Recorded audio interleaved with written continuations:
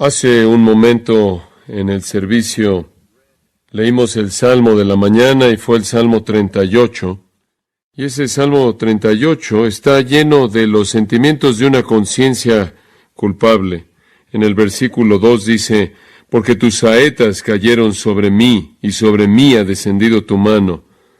Nada hay sano en mi carne a causa de tu ira, ni hay paz en mis huesos a causa de mi pecado, porque mis iniquidades se han agravado sobre mi cabeza, como carga pesada se han agravado sobre mí, hieden y supuran mis llagas a causa de mi locura.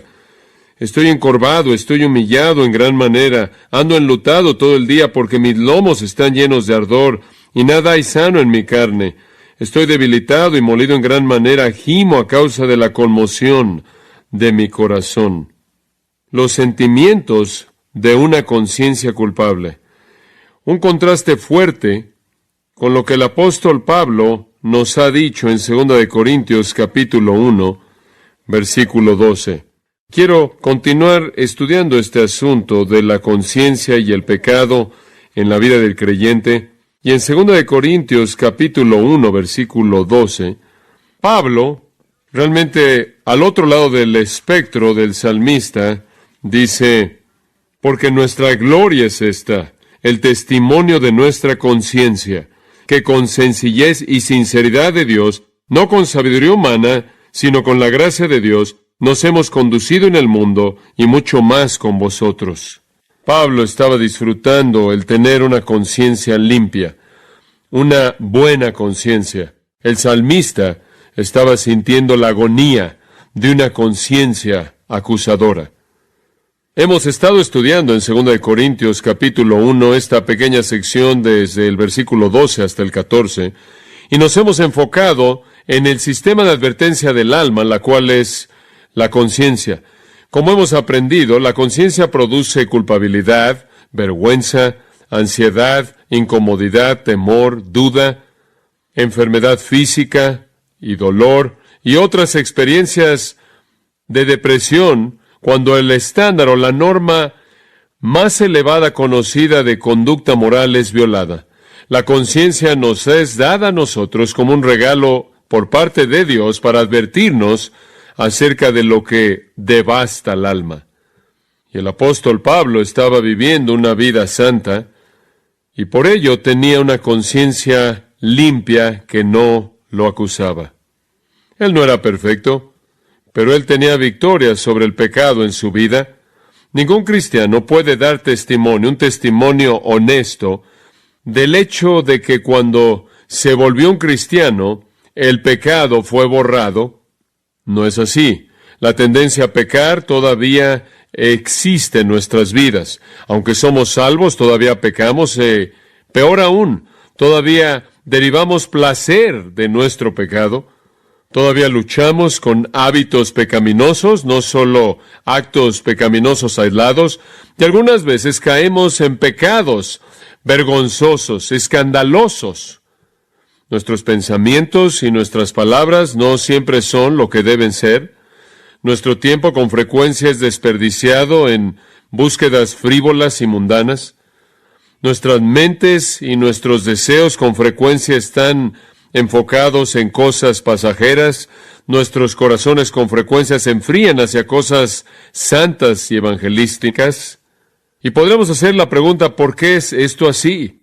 Si regresamos a Romanos capítulo 6, podríamos concluir que todo debería ser diferente. En el versículo 14 de Romanos 6 dice, porque el pecado no se enseñoreará de vosotros, pues no estáis bajo la ley, sino bajo la gracia.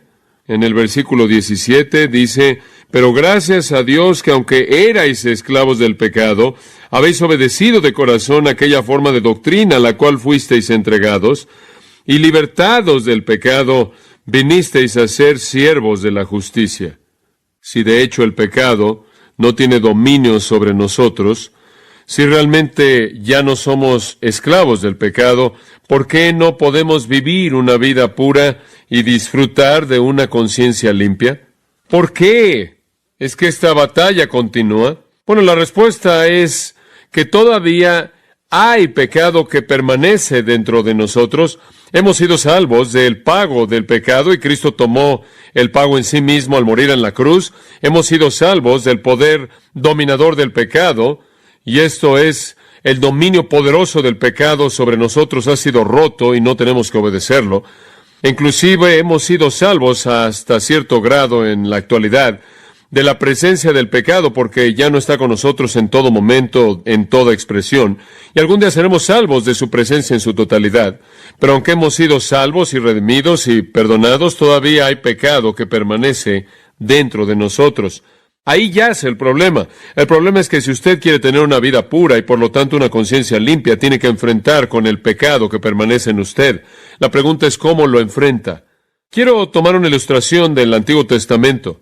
Creo que puede ayudarnos a tener un retrato vívido de cómo enfrentar el pecado que permanece en nuestras vidas para que podamos tener una conciencia limpia. Y en lugar de tener la experiencia del salmista, tengamos la experiencia de Pablo. Pase a 1 de Samuel, capítulo 15. 1 de Samuel, capítulo 15.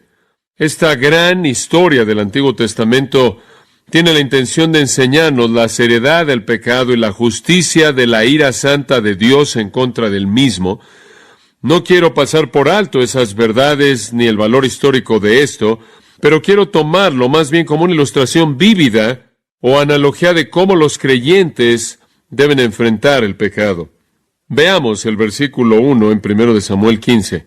Después Samuel dijo a Saúl: Jehová me envió a que te ungiese por rey sobre su pueblo Israel. Ahora pues, está atento a las palabras de Jehová.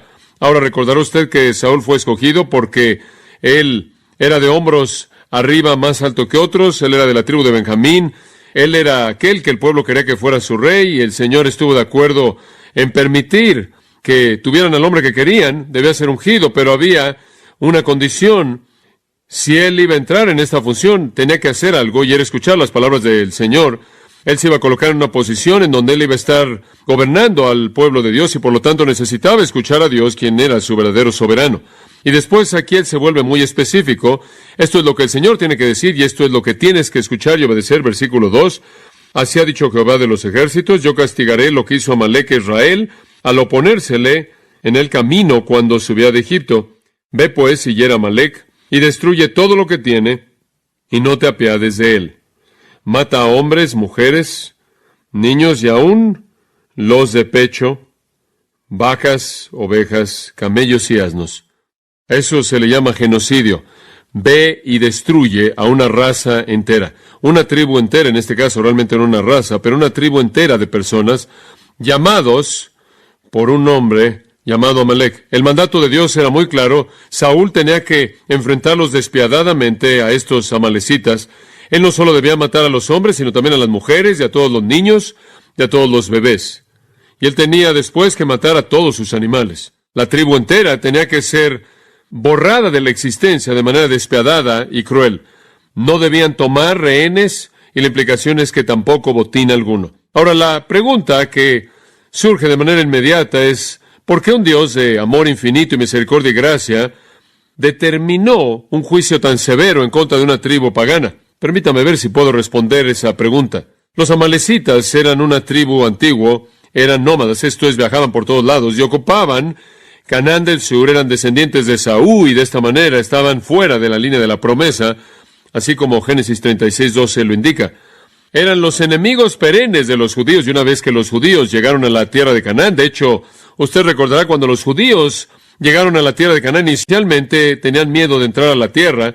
Recordará que ahí en Cades Barnea titubearon mucho, no querían entrar a la tierra, tenían miedo debido a la ferocidad aterradora de los amalecitas. De hecho, fue ahí que ellos desobedecieron a Dios porque estaban tan intimidados por esta tribu tan feroz, mala y viciosa. Fueron la misma tribu, como se hace referencia aquí, que atacó a Israel en Refidim. De hecho, esto fue poco después del Éxodo, como lo señala, y esta fue la batalla famosa registrada en Éxodo 17, cuando Aarón y Hur tuvieron que sostener en alto, recordará, los brazos de Moisés, para que la victoria pudiera venir. Y se habían involucrado en la guerra en contra de los israelitas de una manera muy cobarde. Lo que hicieron, como leeremos más adelante, es que atacaron por atrás a esta masa de humanidad que se estaba moviendo y saliendo de Egipto, del Éxodo, camino a la tierra prometida. Los atacaron por la retaguardia, esto es, los que venían por atrás. ¿Y quiénes eran ellos? Gente de edad, niños pequeños, mujeres embarazadas, personas enfermas, los enfermos, cualquier persona cansada, débil, desmayándose. Fue una manera cobarde de atacar por la retaguardia, y entonces ellos habían emboscado a Israel, masacrando a todos los que se estaban quedando por atrás y atacando de esta manera por atrás hasta que finalmente se involucraron en la batalla, y esto se nos indica, por cierto, en Deuteronomio capítulo 25, como lo leeré en tan solo un momento. Fue una expresión de su impiedad, su odio hacia Dios, su odio hacia aquellas cosas que eran santas, su actitud salvaje hacia otros. Y Dios libró a Israel en ese día, y usted recuerda esa historia, ahí sosteniendo en alto los brazos de Moisés. Los amalecitas huyeron y se escondieron, y en la conclusión de la batalla, en Éxodo 17, versículo 14, Dios le juró a Moisés esto: borraré de manera total la memoria de Amalec de debajo del cielo. Dios dice, voy a aplastar, voy a borrar de la existencia de manera total a ese pueblo. Él estaba tan comprometido con esto que él hizo este voto parte de la ley mosaica. Está en el Pentateuco, en Deuteronomio 25. Escuche los 3 versículos, los últimos 3 en el capítulo 25. Acuérdate de lo que Amalec te hizo en el camino cuando saliste de Egipto, y cómo te encontró en el camino y atacó a todos los que estaban atrás en la retaguardia cuando estabas débil y cansado. Y aquí está la clave: y él no temió a Dios. Bueno, debido a eso, por tanto, sucederá que cuando Jehová tu Dios te haya dado reposo de todos tus enemigos, después de que te hayas establecido en la tierra por un tiempo, en la tierra que Jehová tu Dios te da como una herencia para poseer, borrarás de la memoria del cielo a Amalec. Y después Dios añadió esto: no debes olvidar. Esto debe suceder. Fue un pueblo aterrador, intimidante, mortal, los amalecitas, y la ira de Dios ardió en contra de ellos debido a su impiedad. De acuerdo con Números capítulo 24, versículo 20, Dios inclusive llamó a un profeta corrupto, Balaam, a profetizar su condenación. Jueces capítulo 6, versículos 3 al 5, dice que a estas personas les gustaba molestar a los judíos, y lo que les encantaba hacer, sobre todo, era entrar y destruir sus cultivos. Y claro, eso implicaba destruir su vida y su provisión de alimento. Odiaban a Dios, detestaban a los judíos, se deleitaban en la violencia, eran pecadores viciosos, y debido a esto, y debido a que Dios había hecho un voto, Dios iba a destruir a los amalecitas. Y cuando usted llega ahora al texto que le señalé en 1 Samuel 15, es aquí que ha llegado el momento para tomar acción. Y entonces Dios dice ahora que Israel tiene un rey, es tiempo de actuar. Ve ahora y ataca a Amalec, hiera a Amalec. Saúl y sus ejércitos debían ser el instrumento mediante el cual Dios iba a guardar su voto, y ellos iban a llevar a cabo su ejecución santa de una tribu tan feroz, mala y viciosa, pero la obediencia de Saúl fue solo parcial. Retomemos la narración en 1 Samuel 15, versículo 7. Y Saúl derrotó a los amalecitas, y el resto del versículo, desde Ávila hasta llegar a Shur, que está al oriente de Egipto, indica que fue una victoria devastadora, amplia. Él los mató, de extremo a extremo, de adelante hacia atrás, de este a oeste, de norte a sur, una derrota aplastante. Pero, versículo 8, y tomó vivo a Agag, rey de Amalec, pero todo el pueblo mató a filo de espada. Y Saúl y el pueblo perdonaron a Agag, y a lo mejor de las ovejas y del ganado mayor, de los animales engordados, de los carneros y de todo lo bueno, y no lo quisieron destruir, mas todo lo que era vil y despreciable destruyeron. Motivados por la avaricia, motivados por el amor al dinero, se quedaron con los mejores animales, se quedaron con las mejores posesiones, recolectaron el botín de la victoria. Ni siquiera hicieron un buen trabajo, por cierto, minucioso, de ejecutar a los amalecitas. Muchos de ellos escaparon. Y después, lo peor de todo, perdonaron a Agag, perdonaron al rey. ¿Por qué? ¿Por qué es que Saúl habría sido tan desobediente? Bueno, no solo fue materialismo, en este caso fue orgullo. Aquí había un monarca aterrador de esta tribu, quien era conocido por todos como el peleador más grande y guerrero y victorioso, delante de quien otros se desmoronaban. Saúl iba a mostrar su gran poder, su gran fuerza, al mostrar el trofeo de Agag y decir, miren lo que tengo, miren a quién derroté. Fue orgullo y materialismo, simplemente fue un corazón malo por parte de Saúl, quien de manera abierta desobedeció a Dios, pero el pecado fue tan serio que Dios inmediatamente derrocó a Saúl, lo quitó del trono y a todos sus descendientes para siempre del trono. Observen el versículo 23, de hecho podremos comenzar en el versículo 22. Y Samuel dijo, ¿se complace Jehová tanto en los holocaustos y víctimas como en que se obedezca las palabras de Jehová? ¿Se acuerda usted de que Saúl se había quedado con algunos de los animales para ofrecerlos como sacrificios y Dios le está hablando a él a través de Samuel diciéndole, ¿crees que me interesan los holocaustos? Lo que quiero es obediencia. Ciertamente el obedecer es mejor que los sacrificios y el prestar atención que la grosura de los carneros, porque como pecado de adivinación es la rebelión y como ídolos e idolatría la obstinación. Y después el derrocamiento del rey. Por cuanto tú desechaste la palabra de Jehová, Él también te ha desechado para que no seas rey. Y entonces Él fue depuesto. Un asunto serio. Ahora vaya al versículo 32. Después dijo Samuel, traedme a Agag, rey de Amalec. Ahora usted tiene que saber que de la gente de Amalec que había sobrevivido, probablemente de alguna manera estuvieron en contacto con su rey y mientras su rey estuviera vivo, sentían que su pueblo todavía tenían razón de existir. Su rey estaba todavía vivo, todavía estaban intactos y lo que estaba pasando tras bambalinas era que los miembros sobrevivientes estaban comenzando a reforzar y revivir la realidad de su rey. Samuel dijo, tráiganme a Agag, el rey de Amalec, y Agag, pensando que todo iba a estar bien. Saúl ya está fuera del trono, todo está perdonado, entra con gusto. Y Agag dijo, ciertamente, ya pasó la amargura de la muerte, bueno, ya se acabó todo. Y Samuel dijo, como tu espada dejó a las mujeres sin hijos, así tu madre será sin hijo entre las mujeres. Lo cual es otra manera de decir, te voy a matar. Entonces Samuel cortó en pedazos a Agag delante de Jehová en Gilgal. Es una escena más bien nauseabunda, ¿no es cierto? Fue Dios quien mandó que fuera hecho. Y Samuel lo hizo delante del Señor, y Samuel no era un soldado. Samuel era un sacerdote. Pero aquí estaba Dios enviando juicio divino a partir de ira santa en contra del pecado. A diferencia de Saúl y el resto de los israelitas, Samuel cumplió con los mandatos del Señor. Este es un retrato tremendo de la actitud de Dios en contra del pecado. No obstante, y tristemente, la batalla que supuestamente debía exterminar a los amalecitas, supuestamente tenía que borrarlos, terminó antes de que la meta fuera cumplida. Aparentemente los soldados estaban tan ocupados recolectando el botín y asegurándose de que estuvieran escogiendo los animales buenos y separándolos de los malos, y realmente nunca cumplieron con el trabajo, con la misión. Y las Escrituras registran que unos cuantos años después, la tribu, con un vigor renovado, atacó el territorio del sur y tomó todas las mujeres y a los niños cautivos. Pasa al capítulo 30 de 1 de Samuel, versículo 1. Cuando David y sus hombres vinieron a Siclag, al tercer día los de Amalec habían invadido el Negev y a Siclag, y habían asolado a Siclag y le habían prendido fuego.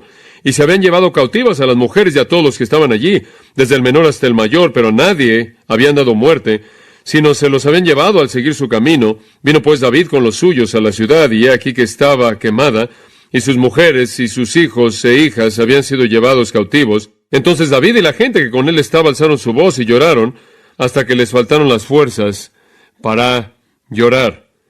Las dos mujeres de David, Ahinoam jezreelita y Abigail, la que fue mujer de Nabal, el de Carmel, también eran cautivas. Entonces regresan, y este terrible grupo de amalecitas los habían vuelto a atacar, y allí en el versículo 16 de 1 de Samuel 30, leemos, lo llevó pues, y aquí que estaban desparramados sobre toda aquella tierra, comiendo y bebiendo y haciendo fiesta, por todo aquel gran botín que habían tomado de la tierra de los filisteos y de la tierra de Judá.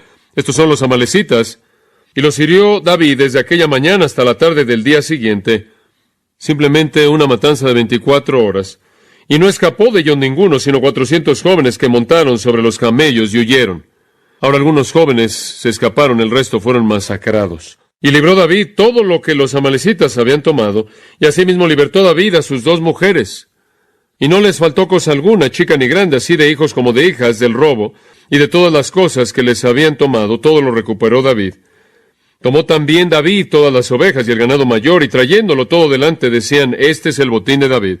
David, por la misericordia de Dios, rescató a esas mujeres e hijos cautivos, y todo ese botín de estas personas, y como dije, este es un principio tremendo que nos ayuda a entender la actitud de Dios hacia los pecadores y su santidad de ira contra el pecado. Pero quiero usar esto simplemente como una analogía esta mañana. Cuando usted fue salvo y yo fui salvo, en ese momento hubo una derrota aplastante del pecado, una derrota aplastante. De un extremo al otro, de este a oeste, de norte a sur, nuestro pecado fue aplastado. Pero todavía tenemos pecados que permanecen. Hay algunos amalecitas que están libres corriendo en la vida de toda persona. Todos tenemos a nuestros agags. Y el problema en nuestra vida cristiana no es que el pecado no ha sido derrotado con una derrota aplastante. Así ha sido, pero todavía hay pecado que permanece. Hay algunos amalecitas inicuos que están sueltos en todos nosotros. Y aunque hubo una derrota grande y gloriosa y triunfal en el momento de nuestra salvación, existe la necesidad de que los pecados que permanecen sean despedazados o revivirán. Van a atacar nuestros corazones y van a quitarnos la fortaleza espiritual. No podemos ser misericordiosos con los agags de nuestra vida. No podemos ser misericordiosos con los pecados que quedan en nuestra vida. De lo contrario, se volverán y crearán una insurrección y una rebelión e intentarán destruirnos. De hecho, bien podría ser que, como los amalecitas, el pecado que permanece, que quede en nosotros, con frecuencia se vuelve más feroz, más formidable que nunca antes, porque no lo esperamos. Ciertamente los hijos de Israel habían pensado que los amalecitas eran un enemigo derrotado. Su rey había sido hecho pedazos, y aquí llegaron. Las Escrituras nos llaman a enfrentar nuestro pecado como Samuel enfrentó a Agag, a matarlo. Hay pecado que permanece en nosotros, residiendo en nuestra humanidad no redimida, en nuestra carne, y tiene que ser matado. Tiene que ser encontrado y destruido, y hasta que hagamos eso, nunca vamos a disfrutar lo que Pablo experimentó en su confianza valiente acerca de tener una conciencia santa, sincera y piadosa. Observe por un momento ahora Colosenses capítulo 3. Y en Colosenses capítulo 3, en el versículo 5, el texto de hecho dice en el versículo 5, por tanto consideren los miembros de su cuerpo terrenal como muertos, pero la lectura marginal dice, hagan morir los miembros que están sobre la tierra, cosas como fornicación, impureza, pasiones desordenadas, malos deseos y avaricia, que es idolatría. Mátenlos, háganlos morir. No lo pueden hacer parcialmente, no lo puede hacer a medias, no simplemente puede tener una especie de agá que queda ahí, dejarlo ahí en algún lugar en su vida. Él va a guiar una rebelión, tiene que continuar hasta que la tarea se haya acabado. Pecados como los amalecitas tienen una manera de escapar la matanza, reproduciéndose, reviviendo y lanzando ataques inesperados en contra de nuestras áreas más vulnerables. Regrese a Romanos capítulo 8, versículos 12 y 13. En el versículo 12, Pablo dice, así que hermanos, deudores somos no la carne, para que vivamos conforme a la carne, versículo 13, porque si vivís conforme a la carne, moriréis. Mas, si por el Espíritu hacéis morir las obras de la carne, viviréis. Hacer morir las obras del cuerpo es característico de alguien que está viviendo. En otras palabras, es característico de un creyente el estar matando las obras de la carne del cuerpo, el estar ejecutando a los amalecitas en su vida y haciéndolo por el poder del Espíritu. Eso es lo que él está diciendo ahí. Después de declarar victoria sobre el pecado en Romanos 6, él entonces describe la batalla continua con el pecado en Romanos 7, y ahora él describe el triunfo y la experiencia que gana la batalla y silencia o calla la conciencia, y él dice, está aquí, es hacer morir las obras del cuerpo, matar al pecado, despedazándolo hasta matarlo. La conducta distintiva de aquellos que son salvos y aquellos que tienen victoria sobre el pecado es que continuamente están haciendo morir sus obras malas, matándolos, mortificando el pecado, como dice una versión. Pablo está diciendo que esa es una característica de un verdadero creyente. Matan las obras de la carne, matan al pecado. Un verdadero creyente no va a actuar como Saúl, quien quería consentir y preservar a Agag, sino que actuará como Samuel, quien lo hizo pedazos sin misericordia, lo despedazó. Amados, no pueden domar a la carne, no pueden hacerle una mascota, no pueden coexistir con ella, no pueden decir, bueno, solo hay unos cuantos que están allá afuera, déjenlos sueltos, no van a lastimar a nadie. Pablo dice, más vale que busquen a todos y los maten tal como Dios instruyó a su pueblo a hacerlo con estos amalecitas. Acción dramática. Nuestro Señor habló de una acción dramática como esa en varias ocasiones. Una de ellas está en Mateo 5, versículos 29 y 30, cuando dijo, si tu ojo derecho te es ocasión de caer, sácalo y échalo de ti, pues mejor te es que se pierda uno de tus miembros, sino que todo tu cuerpo sea echado al infierno. Y si tu mano derecha te es ocasión de caer, córtala y échala de ti, pues mejor te es que se pierda uno de tus miembros, sino que todo tu cuerpo sea echado al infierno. Él no está llamando una mutilación personal, está llamando la mortificación, es algo muy semejante. Tiene algunas cosas en su vida que necesita matar. Y Pablo esencialmente está diciendo lo mismo allá atrás en Romanos, cuando él está hablando acerca de matar el pecado. Pablo nunca le promete a un creyente libertad inmediata del ataque del pecado. Él no dice que en el gran triunfo todos los amalecitas murieron o morirán. Él dice, usted va a tener que seguir matándolos a lo largo de su vida. Y Pablo no dice que usted puede resolver este problema con un momento de crisis, una segunda bendición, una segunda obra de gracia, una experiencia de santificación instantánea. Él no dice eso. Él no dice que usted lo puede resolver con un enfoque pasivo, diciendo, yo no hago nada y dejo que Dios haga todo, no puedo hacer nada, no voy a hacer nada, simplemente me siento, no voy a involucrarme en esto, voy a dejar que Dios lo haga todo. Pablo no dice eso, y él nos sugiere algún punto clave, decisivo, de rededicación o de reconsagración al final de una invitación después de un sermón. Él dice, usted tiene que hacer esto continuamente, de manera interminable, a lo largo de toda su vida, como es señalado por el tiempo del verbo, haced morir las obras de la carne. Tiene que estar moviéndose, matando pecados todo el tiempo. Es una lucha continua, de manera persistente, matando las obras de la carne. Él no está llamando a algún tipo de vida, de dolor físico, no es la idea. Me acuerdo de cuando conocí un hombre que usaba un cinturón pegado a su carne que estaba lleno de clavos porque él quería estarse lastimando e hiriendo su carne todo el tiempo para que pudiera de alguna manera estar lidiando con sus pecados. Él no está hablando de eso. Sé de personas en la historia de la Iglesia Católica que colocaron tachuelas y rocas en sus zapatos y clavos para estar experimentando dolor, pensando que de alguna manera podían así hacer morir el pecado. Pablo no está llamando a una vida en la cual usted está aplicando dolor a su vida. Él no está llamando a una privación de monje. Él no está llamando a una privación de monasterio. Él no está llamando a una mutilación personal. Él no quiere tener nada que ver con el castigo externo personal. Más bien, él está describiendo un estilo de vida que busca matar el pecado, aplastarlo, quitarle su fortaleza, privarlo de su influencia y de esta manera dar lugar a una conciencia limpia y buena que da lugar a la paz, al gozo, al descanso, a la seguridad, a la certeza y a la esperanza. Básicamente, la mortificación del pecado, el matar al pecado, involucra el cultivar nuevos hábitos de piedad combinados con la eliminación de hábitos viejos de pecado. Del lado positivo, usted comienza a hacer cosas piadosas.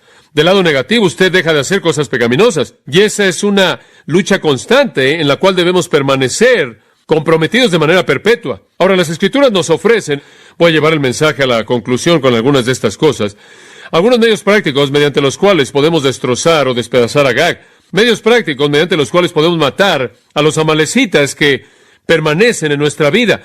Y ninguno de ellos es carnal, ninguno de ellos es externo, ninguno de ellos es mecánico, ninguno de ellos es ceremonial, ninguno de ellos es ritual. No tiene nada que ver con ceremonias ni velas, no tiene nada que ver con ningún tipo de cosas como esas. John Owen, el gran pensador y escritor de los tiempos puritanos, observó que la mayor parte del sistema católico romano consistía de, y cito, de maneras erróneas y medios equivocados de mortificación. Fin de la cita. Él dijo, estos católicos siempre están tratando de mortificar el pecado en su vida con medios errados, con votos, órdenes, ayunos, penitencias, todo eso es inútil. El pecado no puede ser aniquilado a través del legalismo o el monasticismo, el pietismo, el asceticismo, el fariseísmo, el celibato, la autoflagelación, o a través de los confesionarios, o los rosarios, o las Aves Marías, o ningún otro medio externo. El instrumento de mortificación está en el corazón, es el poder del Espíritu, Romanos 8:13. Por el Espíritu haga morir. Esto es algo espiritual, no es algo físico. El Espíritu va a estar ahí, pero nosotros tenemos que estar activos en el proceso, no pasivos. Todos los medios de mortificación son extraídos de mandatos simples de las Escrituras al creyente que debemos obedecer. Permítame enfatizar algunos. Vamos a ver un pequeño flujo y secuencia. Si usted quiere matar el pecado en su vida, y es la única manera de tener una conciencia limpia, si usted quiere enfrentar el pecado en su vida, así es como lo debe hacer. Paso 1. Absténgase de deseos carnales. Absténgase de deseos carnales. Santiago dice, cada uno es tentado cuando de su propia concupiscencia es atraído y seducido. Entonces la concupiscencia, habiendo concebido, da luz al pecado. Si usted va a matar el pecado, usted tiene que detener el deseo pecaminoso. Tiene que enfrentarlo inicialmente. 1 Pedro 2:11, Pedro dice, y creo que es tan simple y directo como puede usted decirlo. Los animo como extranjeros y peregrinos a abstenerse de los deseos carnales que batallan contra el alma. Ahora, ¿qué está diciendo? Le voy a decir lo que está diciendo. Dejen de tener deseos pecaminosos. No es demasiado místico. Dejen de tener deseos pecaminosos. Es como el 1 Corintios 6:18. Huid de la fornicación.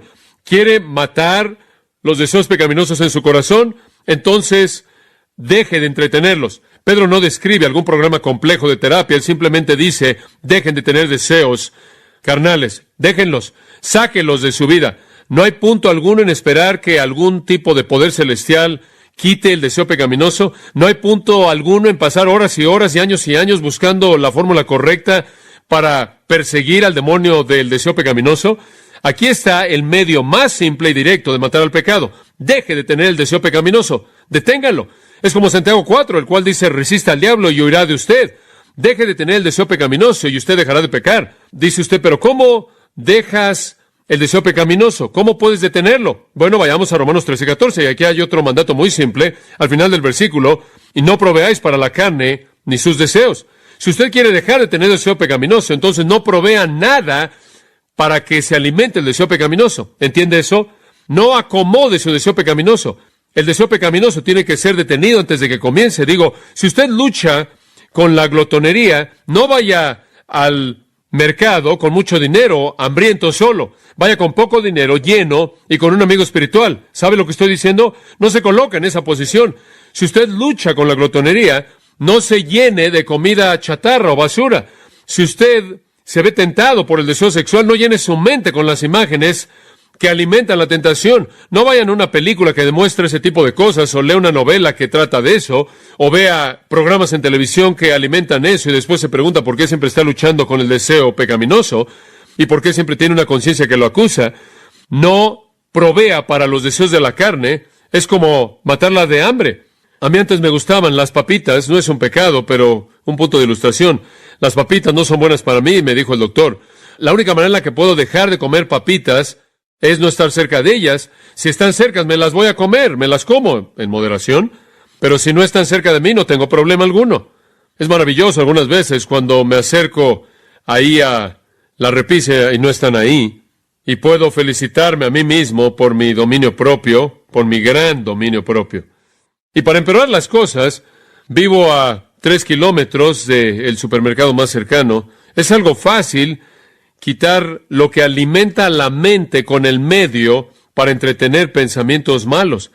No haga preparativos para la posibilidad de pecar, entonces mátelo antes de que se reproduzca. Entonces, si se va a abstener de deseos pecaminosos, no haga provisión para los mismos. Hay un tercer paso en el flujo aquí, estamos retrocediendo. Enfoque su corazón en Cristo. Este es el mismo versículo 14. Sino vestidos del Señor Jesucristo. Vestidos del Señor Jesucristo. Busque la semejanza a Cristo. No esté satisfecho, no esté contento hasta que despierte a su semejanza, como dijo el salmista. O tomando las palabras de Pablo, él dijo, estoy en dolores de parto hasta que Cristo sea formado plenamente en vosotros. Busque el ser semejante a Cristo. 1 Juan 3:3. El que tiene esta esperanza en sí mismo se purifica a sí mismo así como Él es puro. Enfoque su corazón en Cristo y la semejanza a Cristo y pregúntese qué es lo que Cristo quiere que usted haga. ¿Sabe una cosa? Es una ley espiritual absoluta que usted se va a volver como el objeto de su adoración. Así es. Y veo esto en los deportes. Usted sabe, usted puede ir a cualquier centro comercial en cualquier lugar del país y tienen 1, 2, 3, 4, 5 o media docena de tiendas en donde usted puede ir y comprar fotos de los héroes deportivos de nuestra cultura, o de sus playeras, o jerseys, o gorras. Digo, es interminable. Hace algún tiempo atrás fui a un juego de los Kings con un amigo que juega para los Canucks de Vancouver, y él estaba jugando en esa noche, y tuvimos algo de comunión. Él conoce y ama al Señor, y cuando entré, no había pasado mucho tiempo, y me sorprendió ver a todos estos hombres pasados de peso, que usaban el jersey de Wayne Gretzky, o el de Kelly Rudy, o de Lou Robitaille, o el jersey de alguien más. Estaban ahí todos y tenían este número y el nombre del jugador ahí en la parte de atrás de su playera, y estaban tratando de convertirse en su héroe, en su Dios. Y claro, sabemos que probablemente ellos apenas podrán haber patinado de un fin de la cancha al otro, pero había cierta adoración de héroes que resultaba en ellos, adoptando las características que identificaban en su Dios, su héroe deportivo. Y así es. El Salmo 135 inclusive identifica eso. Dice que los ídolos de las naciones no son más que oro, plata, la obra de manos de hombres. Tienen bocas, no hablan; tienen ojos, no ven; tienen oídos, no oyen; ni hay aliento en ellos, en sus bocas, y los que los hacen son semejantes a ellos. Digo, es una ley espiritual absoluta que usted se convierte en lo que usted adora. Los paganos se vuelven como sus dioses, sean ídolos o sean atletas. Cuanto más los cristianos se van a convertir como Cristo cuando lo hacemos a Él el enfoque de nuestra vida, porque no solo nos estamos convirtiendo como Él por nosotros mismos, sino por la obra del Espíritu Santo, quien nos está transformando de un nivel de gloria al siguiente nivel de gloria, a la imagen de Jesucristo. Conforme usted enfoca su corazón en Cristo, se va a volver como Cristo. Conforme usted se vuelve como Cristo, usted no va a escoger las cosas que proveen para su deseo pecaminoso, y por lo tanto usted se va a abstener del deseo carnal. Retrocediendo un paso más a un cuarto mandato, el Salmo 119, versículo 11, uno muy conocido, usted lo conoce bien. Salmo 119, 11. En mi corazón he guardado tus dichos para no pecar contra ti. Medite en la palabra de Dios. José 1:8 dice lo mismo, que debemos tomar el libro de la ley y no dejar que no sea parte de nuestra boca, meditar en él de día y de noche. Hagamos todas las cosas que en él están escritas, y entonces haremos que nuestro camino sea próspero. Jesús le oró al Padre: santifícalos en tu verdad, tu palabra es verdad. Pablo dijo: la palabra de Cristo mora en abundancia en vosotros.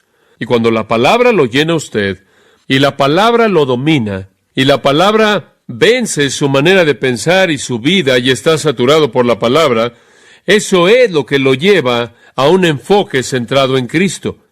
Conforme usted ve la gloria del Señor revelada en la palabra, usted es transformado en conformidad a la imagen de Cristo. Conforme usted es transformado a la imagen de Cristo, usted no hará provisión para los deseos de la carne. Usted se abstendrá del deseo carnal. Usted matará el pecado. De hecho, usted descubrirá la espada del Espíritu, la cual es la palabra de Dios, y esa es la espada con la cual usted hace pedazos el pecado. Es el arma más eficaz que tenemos. Hay un quinto medio espiritual que debe ser señalado. Meditar en la palabra de Dios lleva al enfoque en Cristo, lo cual lleva a que no hagamos provisión para la carne, lo cual lleva a abstenernos de deseos pecaminosos. Pero hay algo más que es absolutamente esencial, y eso es orar. Estar constantemente en oración. ¿Se acuerda usted cuando los discípulos de Jesús dijeron cómo oraremos? Jesús, entre las cosas que les enseñó, les dijo esto: cuando oren, oren así: no nos metas en ¿qué? En tentación, sino líbranos del mal. Es cuestión de oración, es cuestión de pedirle al Señor. ¿Se acuerda tanto en Mateo 26:41 y creo que es Lucas 22:40? Tenemos una nota ahí. Jesús dijo: velad y orad para que no entréis en ¿qué? En tentación. La oración es un componente absolutamente crucial conforme le pedimos al Señor fortaleza. El salmista en el Salmo 19 dijo esto: Señor, guarda a tu siervo de pecados presuntuosos. Deténme de pecar. Una oración muy directa.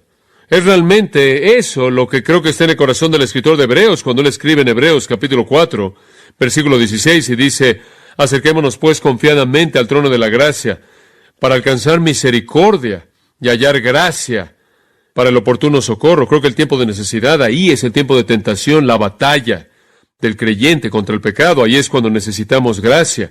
Ahí es cuando necesitamos misericordia. Ahí es cuando Él lo provee. Todo esto, amados, la oración, el tiempo en la palabra, enfoque en Cristo, no alimentar deseos pecaminosos y abstenerse de sus impulsos. Todo esto es parte de desarrollar dominio propio en su vida. En 1 Corintios capítulo 9, quiero llevarlo a este texto. En 1 Corintios capítulo 9, y usted conoce bien el texto, Pablo dice, todo el que compite en los juegos ejerce dominio propio en todas las cosas. Usted tiene que dominar su vida de oración, controlarla, su tiempo en la palabra, su enfoque en Cristo, decir no a las cosas que alimentan su deseo pecaminoso, si es que usted va a ser un ganador. Y Pablo dice, la gente que compite en los juegos ejercen dominio propio en todas las cosas. Controlan su dieta, controlan su plan de ejercicio, su programa de entrenamiento, su sueño. Usted sabe que un gran atleta es alguien que tiene su vida bajo control. Y lo hacen, dice él, para recibir una corona corruptible, pero nosotros una incorruptible. Entonces Pablo en el versículo 27 dice, golpeo mi cuerpo. Hupopiazo, literalmente pegar debajo del ojo. Yo golpeo mi cuerpo. Yo lo disciplino para traerlo bajo control, para hacerlo que se someta. Esa es la razón por la que Pablo tenía una conciencia limpia. Él tenía una conciencia limpia porque él enfrentó el pecado. Él controló su cuerpo. Una disciplina personal vigilante. Una disciplina personal que es un hijo de la oración constante y la meditación constante en la palabra. Es aquello de lo que Lucas 21:34 habla cuando dice, velad, estad en guardia para que sus corazones no estén cargados de disipación y embriaguez y las preocupaciones de la vida. Pablo se disciplinó a sí mismo para elevarse por encima de eso.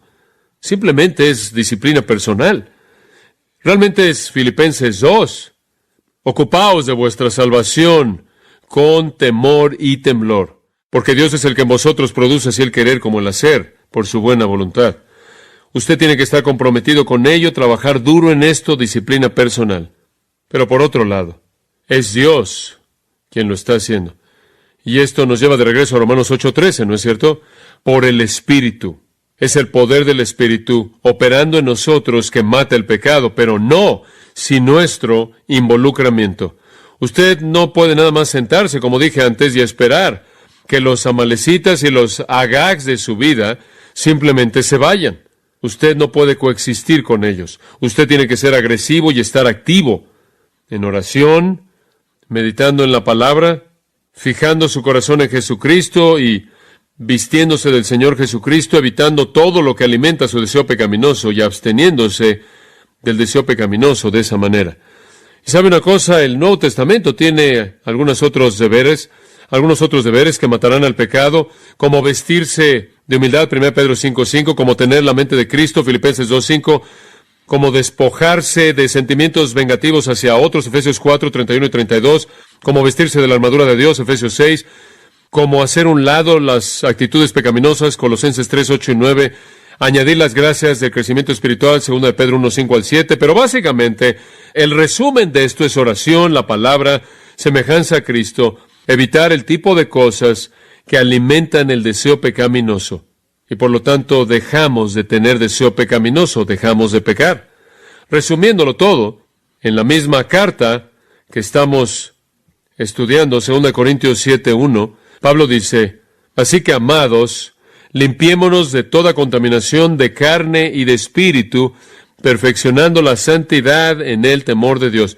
Esto quiere decir, es nuestra responsabilidad el hacer esto, es por el poder del Espíritu Santo, esa es la parte misteriosa. Pero mi parte, limpiémonos de toda contaminación.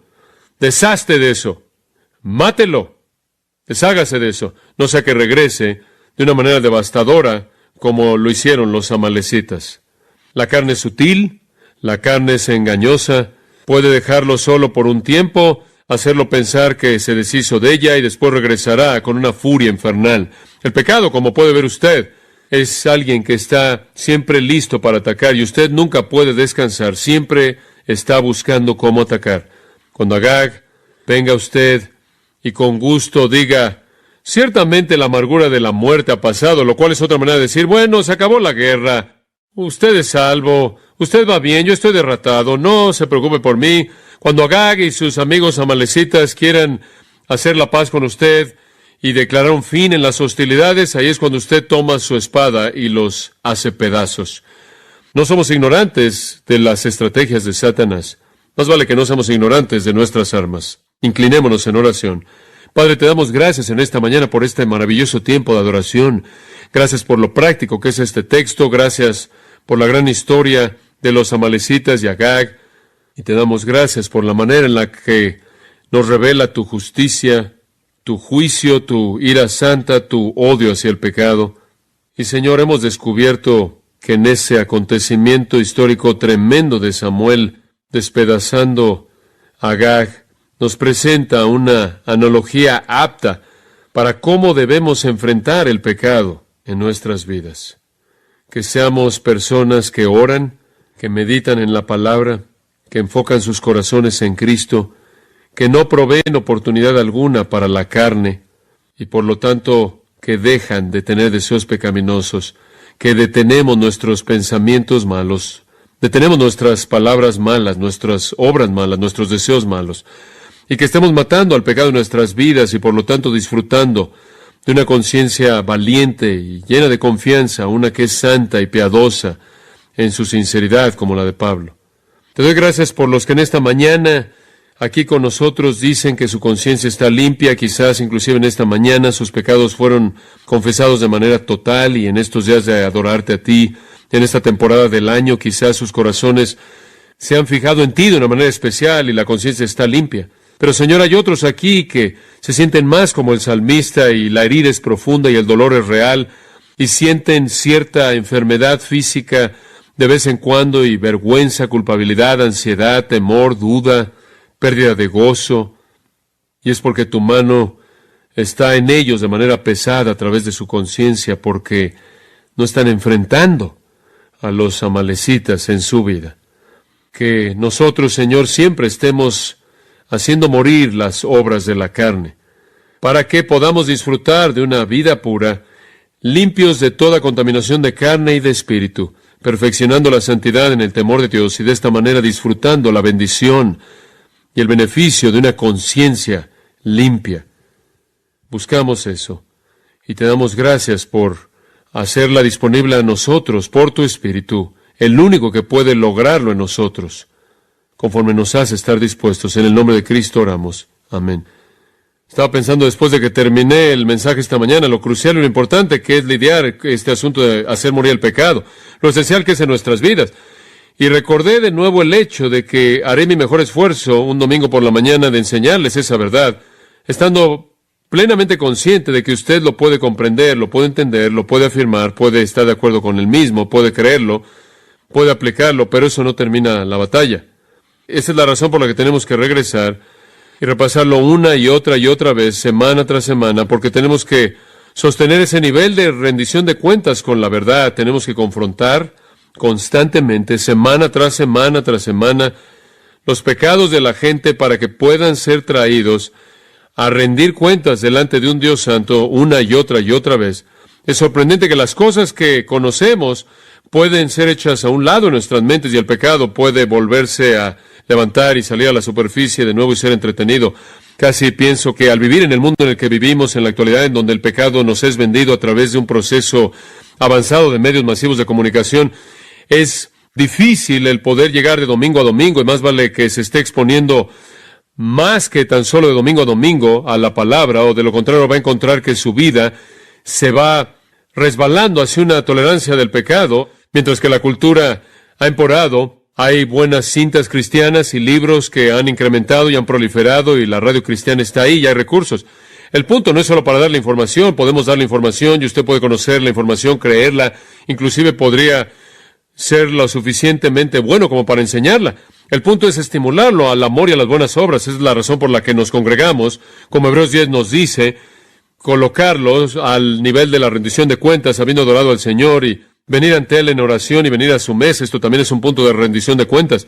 No es solo información, es repetición que es necesaria, porque llegamos a no hacer lo que conocemos, y esto de manera tan fácil, y entonces estoy aquí no para darle nueva información o información antigua en un nuevo paquete, sino para recordarle una y otra vez, porque la batalla continúa, y entonces es tan importante que la gente sea fiel en adorar al Señor domingo tras domingo tras domingo, sin perderse un domingo, porque usted cae en patrones de tolerancia en su vida cuando usted no es llevado a la rendición de cuentas, cuando usted no se está sentando bajo la predicación directa de la palabra de Dios. Por eso me preocupo tanto por personas que se sientan en iglesias, en donde la meta del mensaje es hacer que los incrédulos estén cómodos, porque lo que va a pasar en últimas es que el creyente va a sentirse muy cómodo por su pecado, porque nunca es confrontado, realmente nunca es enfrentado. Entonces va a tener usted una multitud feliz de incrédulos que están bien entretenidos y un grupo miserable de creyentes que está perdiendo la batalla al pecado. Es crucial entonces que cuando la iglesia se congrega, se confronte a sí mismo con esta necesidad de santidad. Esta es la razón por la que hacemos lo que hacemos el día del Señor. Y solo quería añadir esto como un comentario al margen esta mañana, porque creo que es tan importante que usted entienda que mi función aquí no es darle nueva información, sino hacerlo que sea responsable con la información antigua, la verdad que cambia la vida. Y algunas veces caemos con tanta frecuencia y de manera tan regular que necesitamos ser traídos de regreso a esa rendición de cuentas una y otra vez.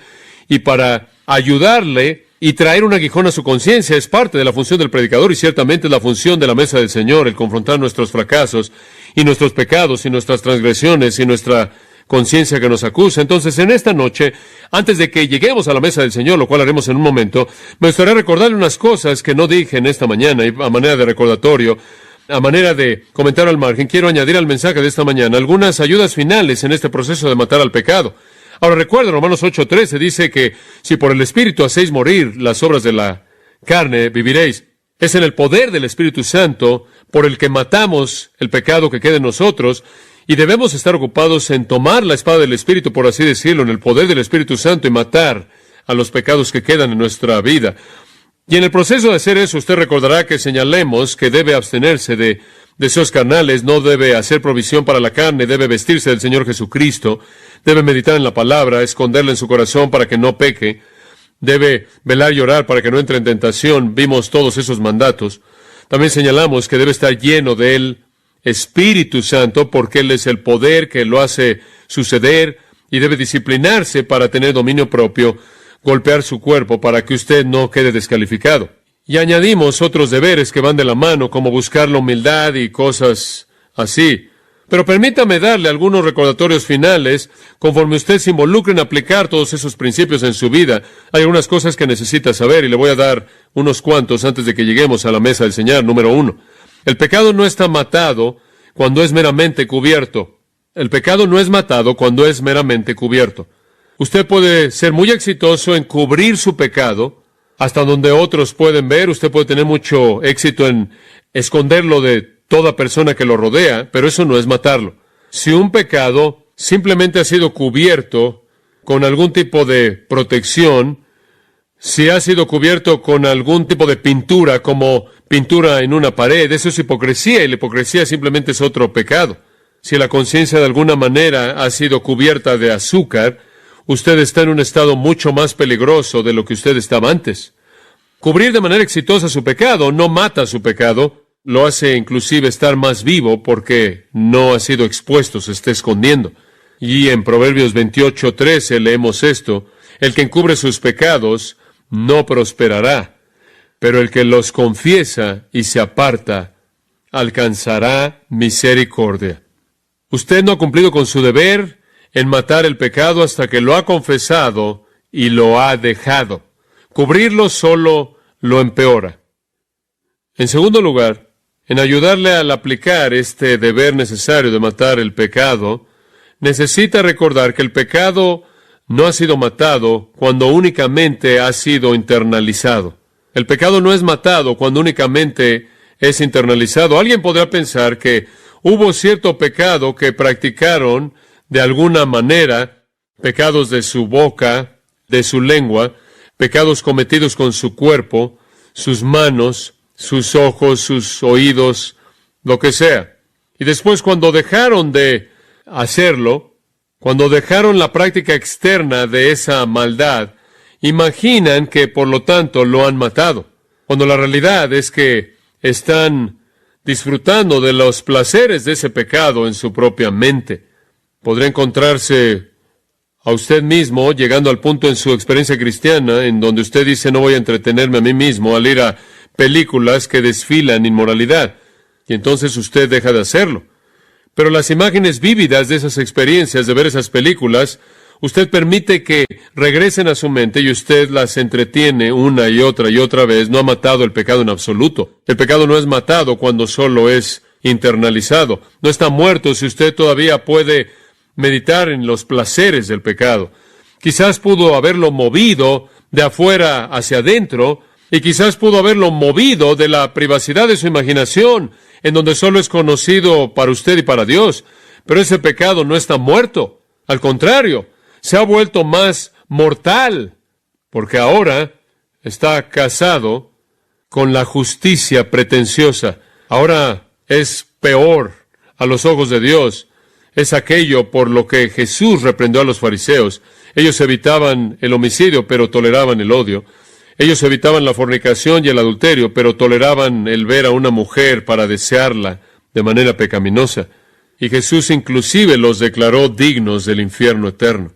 El pecado no está matado cuando meramente está cubierto de hipocresía, no está matado cuando es internalizado. En ambos casos puede llegar a ser aún más peligroso. En tercer lugar, y esto también es algo muy práctico que debe considerar, el pecado no es matado cuando es intercambiado por un pecado diferente.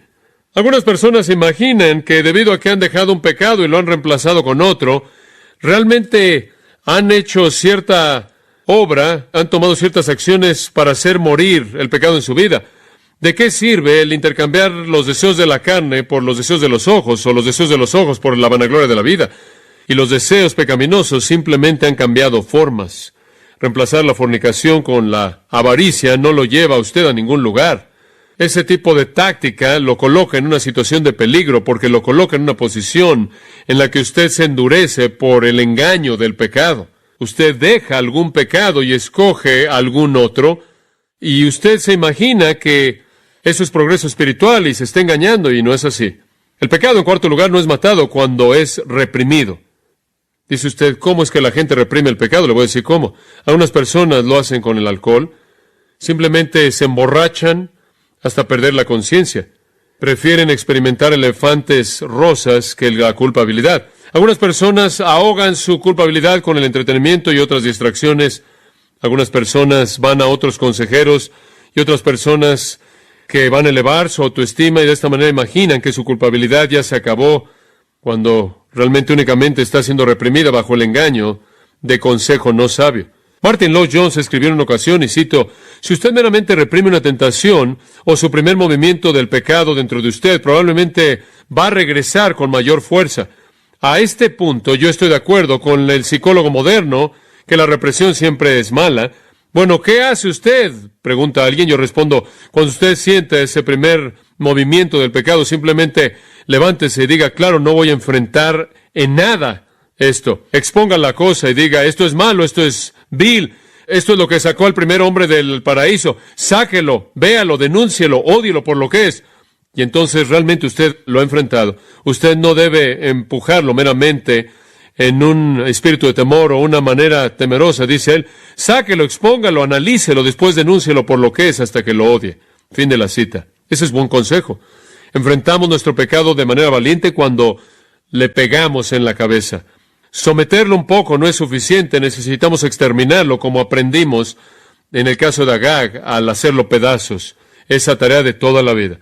Entonces, en cierta manera lo estamos cubriendo desde todo ángulo posible. El pecado no es matado cuando es meramente cubierto, no es matado cuando es meramente internalizado. El pecado no es matado cuando simplemente es intercambiado por un pecado diferente.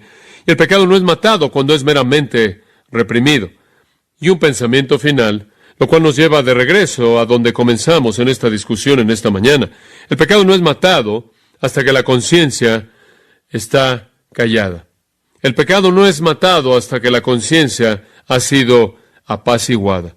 La meta en toda nuestra batalla en contra del pecado se identifica en 1 Timoteo 1:5. La meta es amor de un corazón limpio y una buena conciencia y una fe sincera. Mientras la conciencia nos esté todavía atacando, mientras que la conciencia permanezca contaminada, el pecado no ha sido matado. En 1 Pedro 3, escucha los versículos 15 y 16. Sino santificad a Cristo el Señor en vuestros corazones, estando siempre listos para presentar defensa a todo aquel que os demande razón de la esperanza que hay en vosotros, con toda gentileza y reverencia, y mantengan una buena conciencia. ¿Tengo una respuesta para lo que cree? Esa es la primera polémica. La segunda es una vida pura que da lugar a una conciencia buena. ¿Quiere tener un impacto en el mundo? ¿Quiere callar a los críticos, la gente que calumnia la fe? ¿Quiere hacer una diferencia? ¿Quiere ver a gente que ven a Cristo? Haga dos cosas. Tengo una respuesta y tengo una buena conciencia. La primera polémica es tener la capacidad de defender la fe. La segunda polémica es ser capaz de defender su devoción a la fe.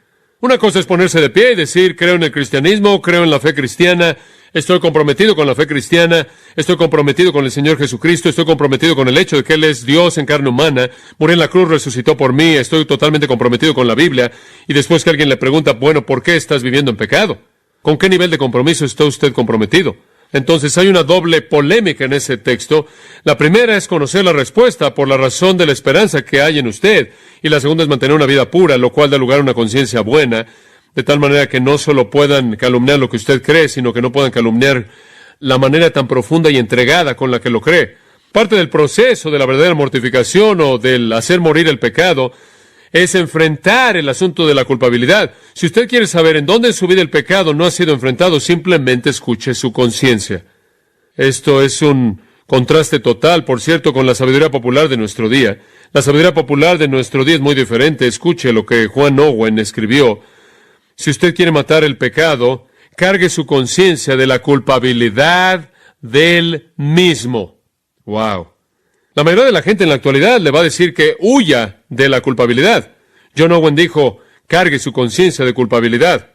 Él creía que los dolores de la culpabilidad eran una consecuencia natural y saludable de hacer algo malo. Avergüéncese, escribió él. Avergüéncese mucho, porque él vio la vergüenza como una ventaja. Escuche a su conciencia avergonzada y culpable. Como puede ver, él de manera correcta, esto es John Owen, entendió que debemos entender lo que Pablo entendió cuando él escribió 2 Corintios 7:10. La tristeza que según la voluntad de Dios produce un arrepentimiento sin remordimiento. La verdadera tristeza piadosa producirá arrepentimiento. ¿Y qué produce la tristeza piadosa? Una conciencia ¿qué? Culpable. ¿No es lo que leímos en el Salmo 38? ¿No fue el Salmo 38 que leímos en esta mañana una ilustración clásica de tristeza piadosa producida por la culpabilidad?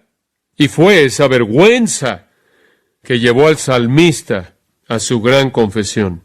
Esas personas que tan solo afirman con su cabeza su culpabilidad, reclaman de manera trivial la promesa del perdón y se confortan rápidamente a sí mismos y después ya no piensan en su pecado y se están sometiendo a sí mismos al engaño del pecado que endurece el corazón.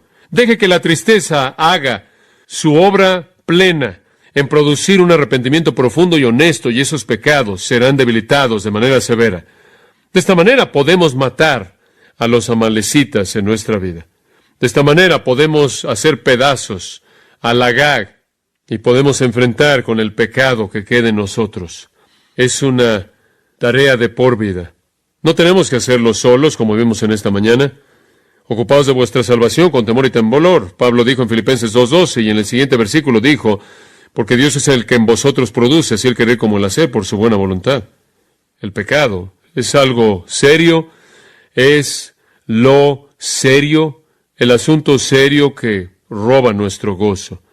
No sé usted, pero me gustaría llegar al lugar en mi experiencia cristiana en donde será rutinario, para mí el poder repetir las palabras de Pablo allá atrás en ese primer capítulo de 2 Corintios. Nuestra confianza es esta, el testimonio de nuestra conciencia, que en santidad y en sinceridad piadosa, no en sabiduría carnal, sino en la gracia de Dios, nos hemos conducido en el mundo y especialmente hacia vosotros. El poder decir todo el tiempo, mi conciencia está limpia, como él le dijo a los corintios, sin que nada lo acuse. Aquí estaba un hombre que realmente estaba enfrentando su pecado. Él no solo lo estaba cubriendo, él no solo lo estaba internalizando, él no lo estaba reprimiendo, él no lo estaba intercambiando por otro pecado, él realmente lo estaba enfrentando y su conciencia estaba en paz. Escuche a su conciencia. Es el sistema de